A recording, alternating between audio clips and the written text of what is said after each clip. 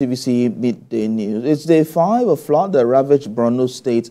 Water is gradually receding. Residents of Maiduguri can now have access to other parts of the state. Though the flood damaged the main bridge in Maiduguri, which connects people to other parts of the state, reconstruction has since commenced to enable people to have access to their business places. Most shops and other businesses have started to open as people continue to count their losses. TVC News senior reporter Jesse Fida is standing by to bring us an update on the situation at the moment. Jesse, earlier you spoke with us about the situation there coming from the fact that the bridge on the road that you spoke to us in the early bulletin. Now, what's happening? What's the state government doing about creating an atmosphere where people can continue to go back to work? What is the state government doing to ensure that this situation is ameliorated? Thank you very much, Theophilus. Earlier on, I just briefed our viewers that people are now having access to the main town. It is also good to note that before now, there are some areas which the flood did not affect. But because the bridge is affected, they have been in their homes. But since Tuesday till today, this is when they can now come out of their homes and access their shops and other business stuff they do. The problem now is most of the shops were submerged because the metropolis have been submerged. So most of the shops are submerged. Now people are coming out counting their losses. I have friends that most of their shops have been submerged. They take care of laptops, phones. All those have been lost inside the water. And we could see from there, some of them cannot even speak to TVC because of what they're going through. It's really devastating. But other shops were not affected, and that is why from the clips we could see food items out there. The problem is that the prices of food items is going up, and that is what the residents are now complaining of. Those that were not affected are now out to go and get something to eat, something to buy, but food prices is up. For example, now one mood of rice goes for 4,000 naira. A packet of pasta goes for 2,000 naira. People cannot afford this because the main market itself is submerged, and they want authorities to, as a matter of urgency, try to intervene because this is pushing people into another food crisis. Yes, it is, and of course, it might affect the entirety of the country, seeing that food comes from those areas as well. But for the state governor, we've also seen that many state governments have been visiting the state governor, of course, like you reported yesterday, Aliko Dangote pledging about 2 billion naira to rehabilitation efforts there. What more is the state governor doing to ensure that this doesn't happen again? Now, the flood is as a result of the collapse of Alo Dam. Yeah. Alo Dam is a big reservoir that the entire waters from Maiduguri, the water coming from outside Maiduguri to Maiduguri gathers there. And the collapse of the bridge is as a result of influx of water. And experts have said that due to climate change, that is why we're getting so much rain. And because the reservoir cannot contain the level of water there, it collapsed, and then water overflew into the state capital, and that is why most of people in Borno State are affected.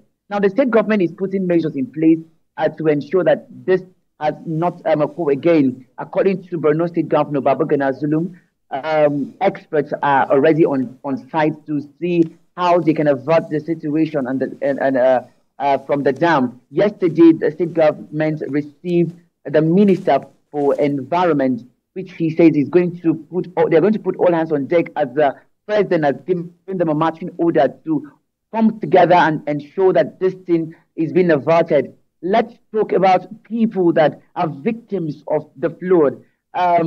Search and rescue operation continues, and people continue to go to camps.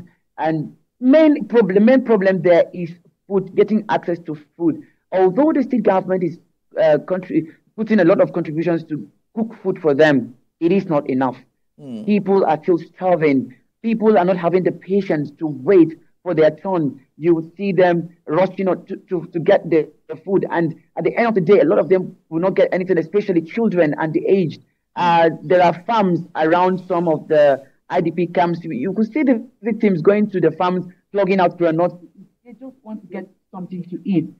Development partners continue to also complement the effort of the government. But the situation is overwhelming because when you go to camps, you will see a lot of children that they've not seen their parents because of the flood. Everyone was running, scampering for safety, trying to go to safer places. And you could see unaccompanied children, you could see parents lamenting that they've not seen their children. They are hungry, the camps are overcrowded. Even the new camps that were opened yesterday are now overcrowded, and the situation is really overwhelming. But the state government have continued to receive donations from individuals, just as it mentioned. CEO of Dangote Group, Aliko Dangote, pledged 2 billion naira. The governor of Adamawa State gave 50 million naira. And the former governor of Borno State, Ali Modu Sharif, also donated 100 million naira. The state government continues to get money. Even the federal government has given 3 billion naira to the state government to cater the needs of the victims. And more support is coming, according to the vice president, when he visited Maiduguri to ascertain the level of damage caused by the flood. So according to him, President Bola Tinubu is doing all he can to bring relief, to bring succor to the victims. According to the vice president, also, truckloads of food are on their way to Maiduguri to give out to the victims as they've lost everything. All right, just say thank you very much. We do hope that the rescue efforts or the humanitarian efforts will be heightened so people can go back to their daily lives. Thank you so much for talking to us on this. Well, still talking about the Maiduguri flood, Governor of Kaduna State, Ubasani, visited the presidential villa to sympathize with Vice President Kashish Shettima about the devastating floods that submerged parts of Maiduguri metropolis and displaced thousands of residents. The Kaduna State Governor said he is confident that efforts of the federal government will go a long way to ameliorate the sufferings of the people and help them cope with the loss. The governor also talked about the benefits of the Memorandum of Understanding signed at the subnational level in China during President Bola Tinubu's state visit, where the ties between Nigeria and China was elevated to strategic comprehensive partnership. About over 100 lives were lost as of yesterday. Today, a lot of effort have been made to ensure that more lives are saved. Because of the incident, it's really a tragedy. It's an unfortunate incident. Of course, a similar incident, I was told by the Vice President that similar incident happened about 30 years ago. Of course, it was not at this magnitude, but of course, the government of Borno State as well as the federal government are working to ensure that more lives are saved and people return back to their homes safely.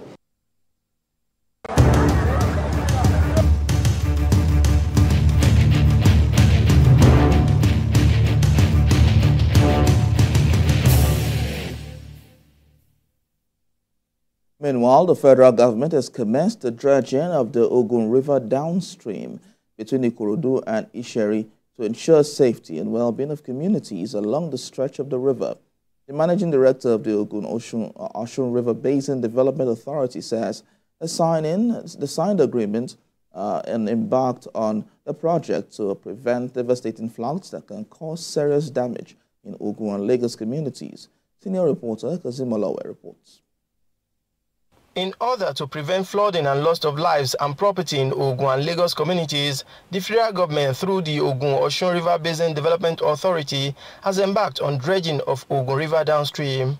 While speaking about the significance of the dredging at this time, the managing director of the Ugon Osun River Basin Development Authority said, over the years, flooding in the Isheri area and other parts of the downstream of Ugon River has been a matter of great concern. He said the devastating flood have disrupted lives, property and livelihoods, causing significant hardship for residents. He said people often attribute the cause to water releases from Oyon Dam, but that was not the major cause. He added that the downstream section of the Ugon River has a complex network of 52 river tributaries which contribute to rising water levels. The Oyon Dam plays a crucial role in erosion control, mitigating the damaging effects of uncontrolled water flows from these tributaries. We must prepare for potential water surges into the Oyon Dam, giving predictions of large volume of runoff in the coming months upstream of the Oyon Dam. He said the dredging project will assist in improving water flow from Ikorodu-Isheri section into the lagoon, reducing flood risk in the 10-kilometer stretch and create more efficient discharge path for excess water and reduce flood risk. The Olofin of Isheri on his part appreciates the gesture and promised to continue to sensitize residents on how to take precautionary measures against flooding. The whole community, the entire Isheri community and Odogun, Ajewole, all of the whole community along this river line are ready and willing to cooperate with you, including all the estates and border communities that we have along the river line. Other stakeholders in attendance appreciate the Ogun State and Lagos State governments, as well as other partners, for their efforts on the project as they work together to build a safer and more resilient future. Kazim Olowe, TVC News. In other news, another set of 68 students from Katsina State are being sponsored by the state to study degree programs on artificial intelligence and biotechnology in China. This is another strategic move by the state to remain relevant in the global arena and also open up more windows of opportunity to its youth. Abdul Kader Yusuf reports. The global shift in transforming scientific research as well as everyday life, from communication, transportation, healthcare and others, can give a clear picture of what the world will look like in near future. Artificial intelligence is a wide-range tool that enables people to rethink how they integrate information, analyze data, and use the resulting insight to improve decision-making. This set of students were selected from the 34 local government of the state and are being sponsored fully to study in China. In a farewell address to the students held at the government house, Katsina, Dikko Umar Radda urged them to be good ambassadors and make the state proud. Governor Dikko Radda says the state selected the two courses based on the pressing needs in some critical sectors of the state. The scholarship package includes payment of their tuition fees, accommodations, health insurance, monthly upkeep, and book allowances apart from the traveling documents. We selected those courses based on present manpower need in some critical sector of the state. In this regard, the selection of artificial intelligence courses conform to the contemporary trend of information technology, where various aspects of human endeavor are now digitalized, including e-governance, innovation, and creativity. Therefore, the artificial intelligence student on completion of the course will generally provide the needed manpower to the state government for the betterment of the lives of the citizenry. Whereas the biotechnology students will make significant impact in transforming the agricultural sector, especially the hybrid seeds. Musa Abubakar from the Musa local government and Hafsat Hamisu from Jibia local government expressed gratitude to Governor Dikko Umar Radda for the life-changing opportunity given to them. We extend our deepest appreciation for your exemplary leadership and dedication to the development of education in Katsina State. We gather as beneficiaries of your extraordinary kindness and generosity. We feel honored to have been selected from a pool of talented candidates and are ever ready to abide by the high standards and principles. Already, the students have arrived at their new schools in China. Abdul Latif Yusuf, TVC News, Katsina.